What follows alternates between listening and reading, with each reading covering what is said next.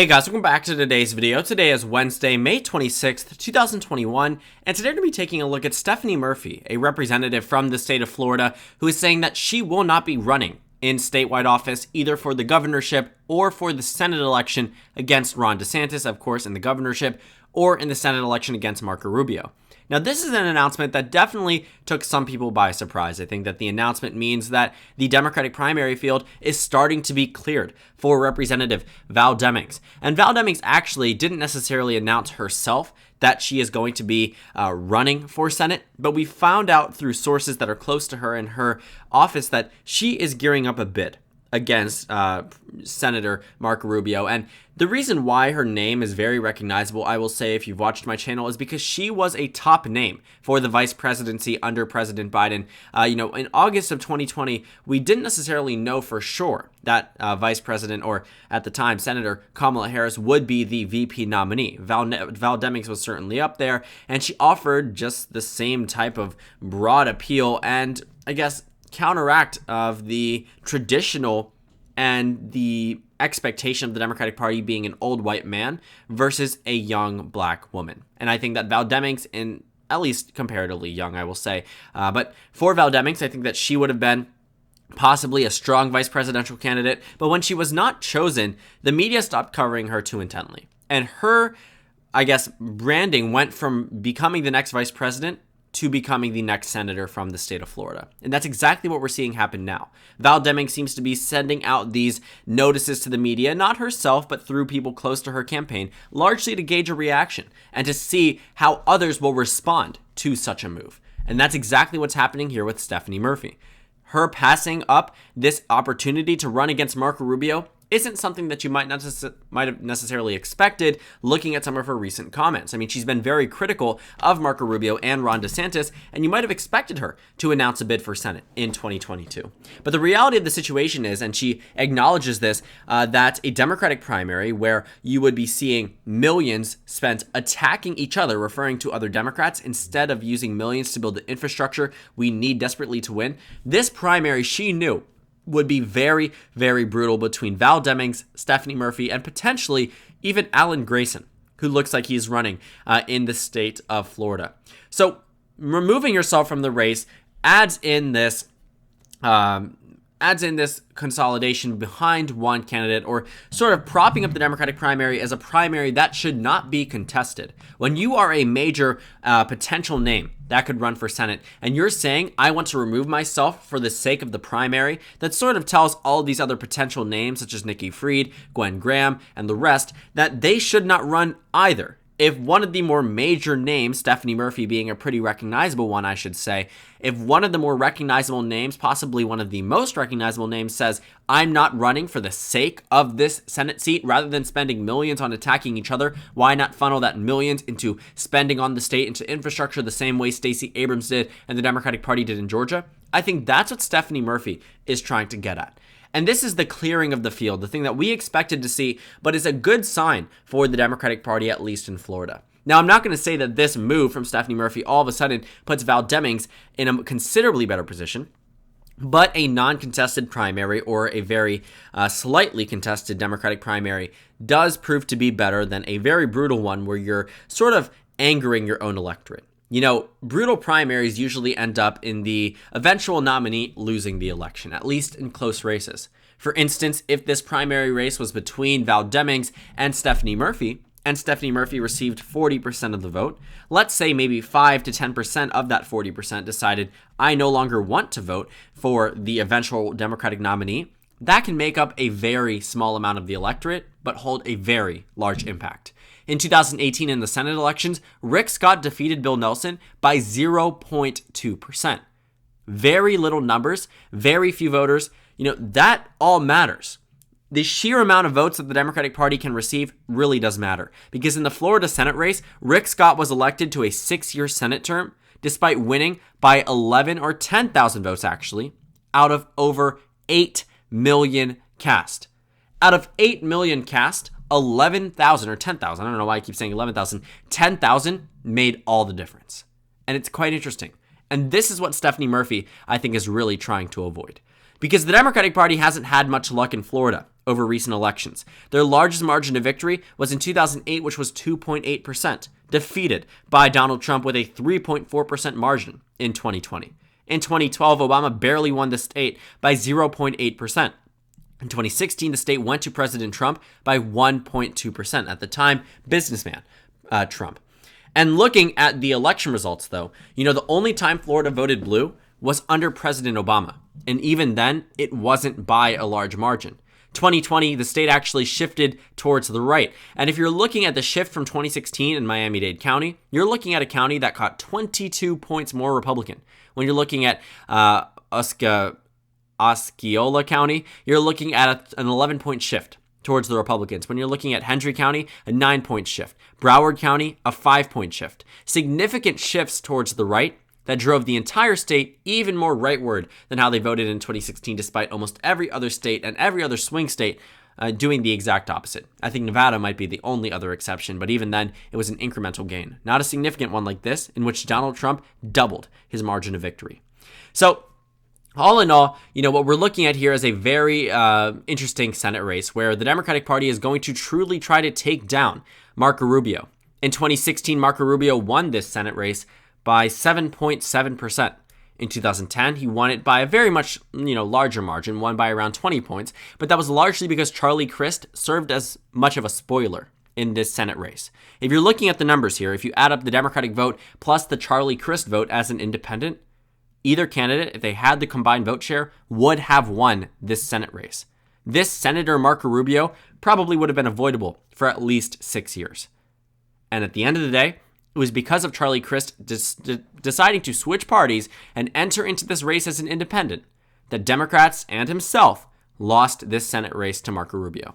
2016 proved to be more detrimental, not by margin, but by overall percentage that Marco Rubio received. In 2010, he didn't receive an outright majority, even though the year was very much a red wave year.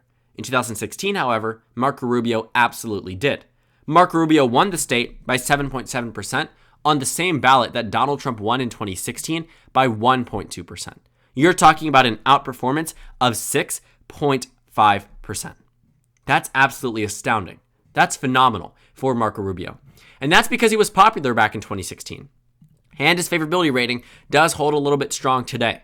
And if you're looking at the way that this race is rating, you have Cook Political Report saying likely, you have Sabato's Crystal Ball saying likely, and then Inside Elections calling it a battleground.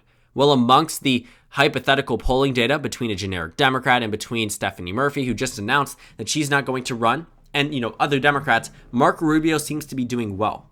At least against Stephanie Murphy, the name that I'm talking about today, because of her announcement that she's no longer running, based off this poll from Cherry Communications, which does skew a little bit to the right, but skewing a little bit to the right doesn't make up for a 10-point loss against Marco Rubio.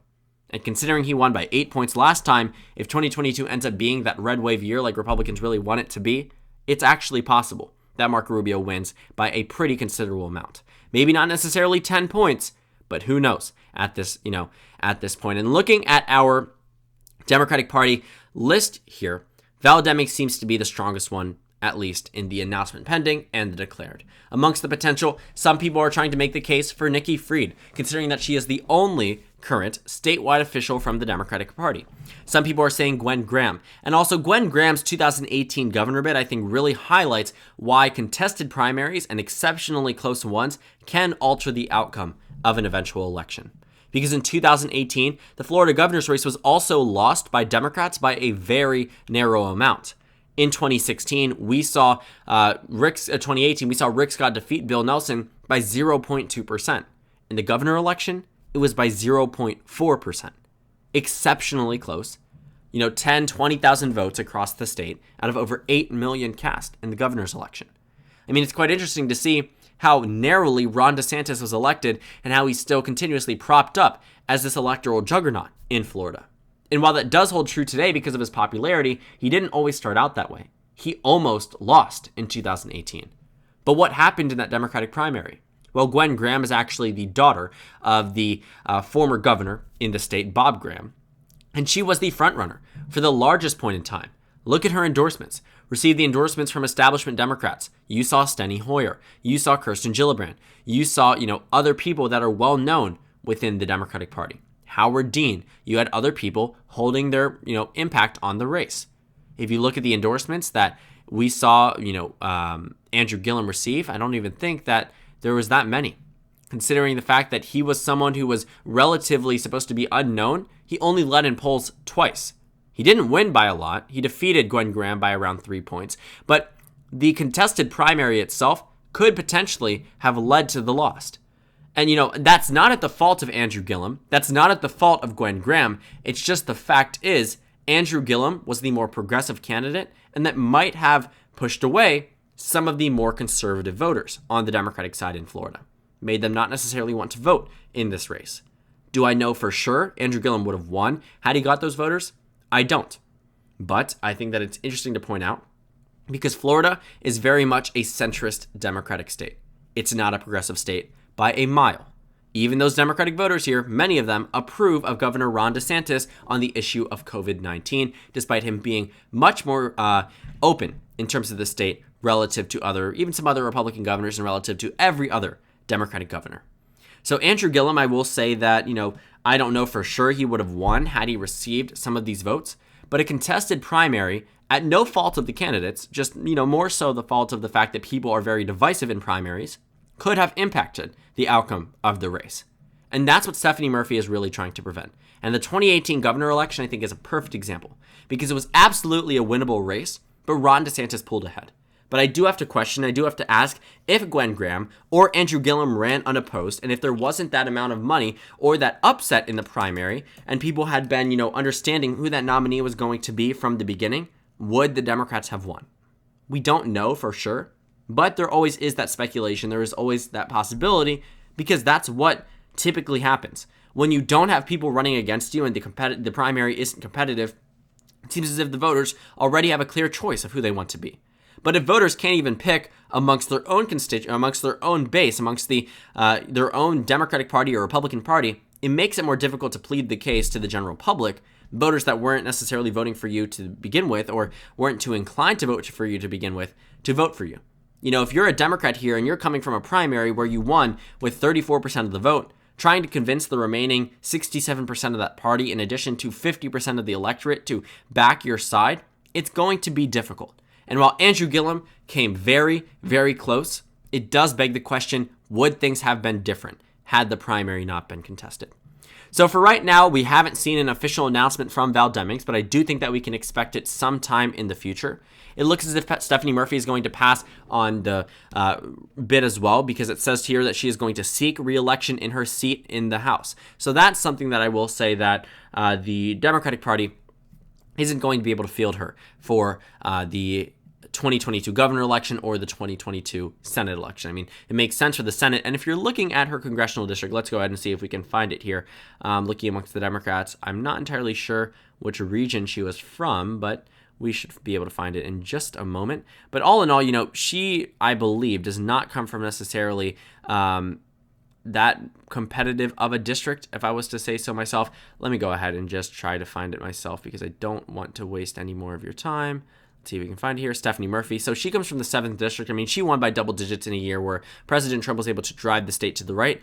I will say she's probably a little bit more comfortable than some of her other Democratic colleagues, some of them that actually lost in the 26th district and the 27th district right there in Miami-Dade County and the surroundings. But all in all, she does come from a district that could be deemed competitive due to its 12-point margin of victory, but we all know that there are races that are significantly closer than that. And given the circumstances of Florida in that year, I wouldn't exactly paint Stephanie Murphy as someone who's winning in a predominantly Republican area. And looking at the map itself, all in all, I'm just going to say that I don't think Val Demings necessarily comes from a more competitive district, but I do think that her name is more recognizable, and she will be able to rack up more national endorsements and fundraising a little bit better due to her close connection with the Biden admin and the sheer, commitment to her campaign. I think it's very clear what she is doing here. The fact that she's already pushing out candidates before she's announced the Senate bid just shows how serious this is going to actually be. Do I think Marco Rubio is going to lose because of this? No. Do I think Val Demings is going to defeat Marco Rubio today? No. But it absolutely is attainable, but Democrats need to play their cards right. And history tells me they probably won't. Florida is Florida as well. Florida has been very tricky with electoral politics, defying the expectations of years, sometimes going to the left, sometimes going to the right. You really don't know. Hillary Clinton did better than Joe Biden in Florida to show you just how crazy, electoral politics in the state actually is. But we will see what happens. So, face value doesn't change so much about the race that I'm changing who I expect to win, but it certainly does question, does this make it easier for Val Demings to win? The answer is yes. But that doesn't necessarily mean she's the favorite to win in my book. So, thank you guys so much for watching this video. Make sure to comment down suggestions below. Subscribe on the left if you haven't already, and check out the Instagram and Twitter. At the bottom left of the screen, there's also a Discord server for you to go ahead and join. On the screen, there's a video you can watch, and then a playlist for my 2022 Senate election analysis videos. Again, thank you guys so much for watching, and I will see you all tomorrow.